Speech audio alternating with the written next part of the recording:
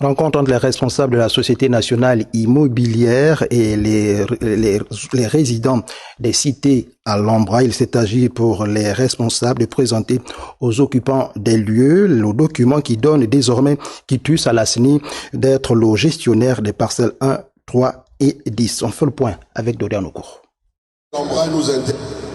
Après avoir passé une longue période sans repère administratif, les résidents des cités à l'Ombra sauront désormais vers qui se tourner en cas de difficulté. La Société nationale immobilière vient de leur présenter un document qui fait d'elle le nouveau gestionnaire de 3 cités qui constituent à l'Ombra. Au lendemain du mandat qui nous a été donné, la mission de la CENI désormais va être d'enclencher le processus de modernisation de cette cité. Le document permet ainsi d'envisager une modernisation dont ces espaces sont proie à de nombreux maux. Des innovations déclinées en 3 axes. L'axe de gestion immobilière, d'établissement de contrats de plusieurs types pour ceux qui occupent déjà les logements ici.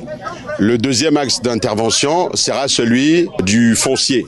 Donc nous allons dans les prochains jours initier une enquête foncière pour déterminer encore les régimes d'occupation de certains espaces de façon non autorisée par certains résidents. Au terme, il nous faudra donc dégager des espaces pour ériger de nouvelles constructions en vue d'agrandir la capacité d'accueil des cités à l'Ombra. L'urgence de réhabilitation est signalée au regard de la dégradation des logements. L'expertise de la CENI est attendue. Nous sommes en train de faire l'évaluation du cadre de vie pour voir qu'est-ce qu'il y a à entreprendre comme action pour pouvoir améliorer le cadre de vie à l'intérieur des résidences, mais aussi pour donner une certaine valeur au patrimoine existant, pour permettre à nos futurs gestionnaires d'être fixés sur les types de contrats qui pourront être proposés aux différents occupants. Le but ultime étant de moderniser la gestion des cités à l'Ombra.